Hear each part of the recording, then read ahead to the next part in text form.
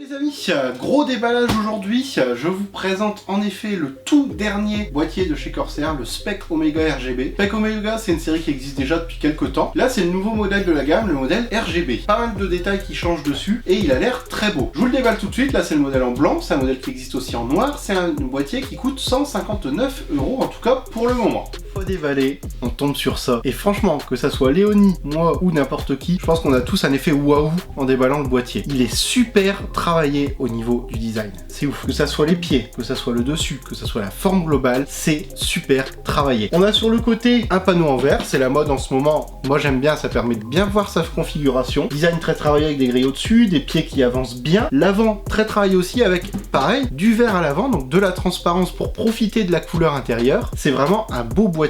De l'autre côté, ce que j'aime bien également, c'est que la plaque n'est pas transparente. Pour le câble management, c'est beaucoup plus propre. Clairement, c'est le boîtier dans lequel je vais monter ma configuration. Depuis que je l'ai vu, j'en suis totalement red dingue et je vais pas me priver de faire ma config dedans et on va voir tout de suite ce que ça donne. Juste avant, je vais vous faire le tour d'horizon du boîtier. Donc comme je disais, panneau latéral en verre, toujours fixé avec le système de boulon où il faut la petite clé pour ouvrir. Je trouve toujours ça aussi dommage plutôt que de mettre des, vous savez, des vis à main classiques. Mais bon, l'avantage c'est que c'est plat, c'est discret, ça peut pas avoir que des inconvénients. Façade, pas d'emplacement pour un lecteur ou un graveur CD, DVD ou Blu-ray. Je trouve toujours ça dommage parce que bon, sur certains pilotes ou certains logiciels, c'est fourni en CD ou à télécharger c'est long. Toujours agréable de pouvoir mettre un lecteur, là on est obligé de passer par de l'externe. On retrouve tout le tableau de commande à l'avant avec le bouton power, deux prises USB 3.0, une prise casque, une prise micro et le bouton reset. Tout est en façade sur celui-là. Le dessus, pareil, peut se démonter lui grâce justement à des vis à main pour pouvoir accéder facilement au montage ou au démontage de ses ventilateurs et également au système de filtration. Le côté biton du boîtier fait que l'arrière lui va être complètement noir, donc ça risque pas de choquer avec les cartes graphiques ou autre. Pareil pour l'alimentation, si vous mettez un bloc alim noir, ça fera pas bizarre vu que l'arrière est noir lui aussi. On a plein d'emplacements à l'arrière, pas de possibilité de montage par contre sur celui-là au niveau des cartes graphiques, vous savez on peut pas les mettre verticalement, il n'y a pas les emplacements pour, ça sera que de l'horizontal, tout ce qu'il y a de plus traditionnel en ATX. L'intérieur lui est extrêmement bien conçu, toute la partie cache en bas est entièrement démontable pour justement pouvoir installer l'alimentation, il faudra le démonter, pour pouvoir passer tout ce qu'on a besoin en câble, en disque dur ou même enlever une partie, vous pouvez complètement moduler le boîtier à volonté. Les caoutchoucs de passe-câble sont présents, donc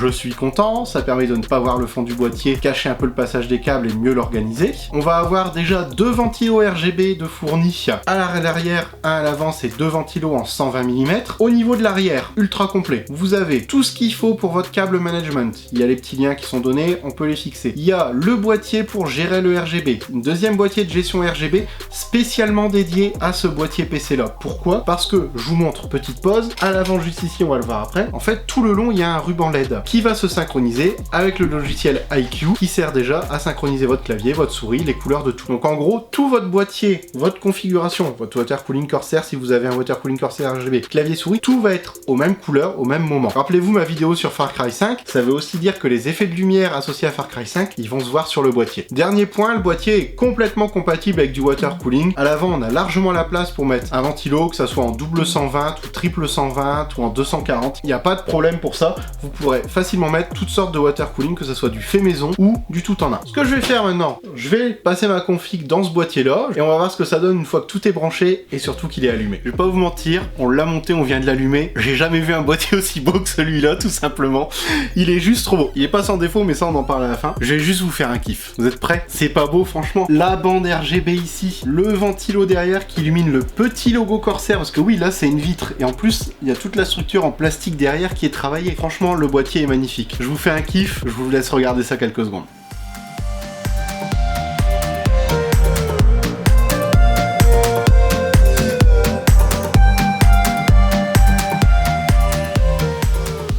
Comme je disais, il est vraiment magnifique ce boîtier. Alors, après, est-ce que ça vaut le coup? Je rappelle, 159 € le boîtier, il vient tout juste de sortir. Moi, je trouve que oui, mais il manque quand même plusieurs choses. Je pense en connaître les raisons. Déjà, on nous fournit un seul ventilo RGB à l'avant, alors qu'il y a la place pour plus. C'est vrai qu'au premier abord, je me suis dit, bon, un deuxième ventilo ici, avoir l'éclairage RGB ici, ça serait vachement sympa. Mais pensez à une chose, vous pouvez installer dans le double emplacement 120 qui reste là, un water cooling RGB. Là, le water cooling, je l'ai mis à l'arrière parce que c'est un 120 1, mais un 240, ça va venir se placer ici et compléter votre RGB. Donc pas de problème pour ça, ça résout le problème. Également, sur le petit boîtier, qui gère tout simplement le RGB officiel Corsair, qui gère via le logiciel iCUE, qui gère le clavier souris, on en a déjà parlé plusieurs fois, vous pouvez encore brancher d'autres choses dessus. Petit conseil que je vous donne, pourquoi ne pas ajouter un petit ruban LED RGB pour venir rappeler un petit peu le RGB à l'avant. Ça peut être sympa. Après, honnêtement, c'est vraiment du chipotage. Est-ce que le rapport qualité-prix est là? Oui, totalement. Les matériaux intérieurs, c'est de l'aluminium, c'est solide, il n'y a pas de problème. La plaque ici est en alu, pas de problème non plus.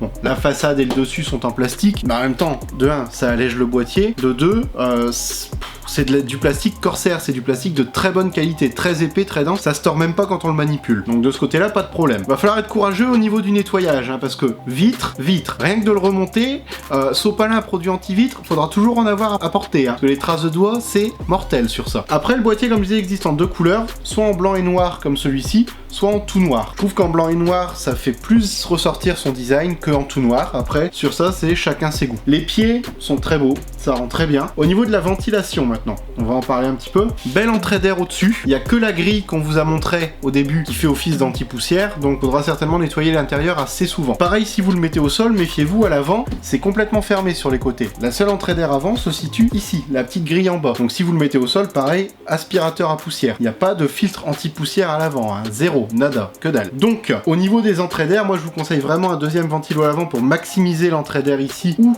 de mettre par le dessus, et de laisser l'arrière en sortie, ça sera plus que suffisant. Au niveau des températures, en tout cas, c'est assez correct, hein. Il n'y a pas de problème pour ça. En conclusion, c'est un boîtier mid-tower, donc pour les grosses configurations quand même, que j'adore. Le prix me choque pas par rapport à la prestation qu'on nous propose, ça ne choque pas du tout même. Donc c'est vraiment un boîtier, si vous voulez du boîtier sobre, design, mais RGB en même temps, sobre et RGB, c'est pas souvent plaçable dans la même phrase, mais là on peut le faire. Celui-là répondra clairement à tous les critères que vous voulez. Écoutez les amis, j'espère que je vous ai présenté là le boîtier peut-être de l'année, peut-être le boîtier de l'été. On va voir un peu ce que nous proposent les autres marques, mais celui-là en tout cas, il se dégage largement au-dessus du lot pour le rapport qualité-prix et design. Moi je vous le conseille, je vous mets tous les liens en description pour aller le voir. Mettez des big pouces bleus sous la vidéo ou des big pouces RGB sous la vidéo. Lâchez-vous au niveau des coms. N'oubliez pas sur Instagram, je vais vous mettre une belle photo du boîtier. Montrez-moi vos configs, je les partagerai peut-être à l'avenir même. Lâchez-vous sur Snap aussi, vous pouvez aussi me les montrer sur Snap, il n'y a pas de problème pour ça. Et on se retrouve bientôt dans plein de prochaines vidéos les amis. Ciao.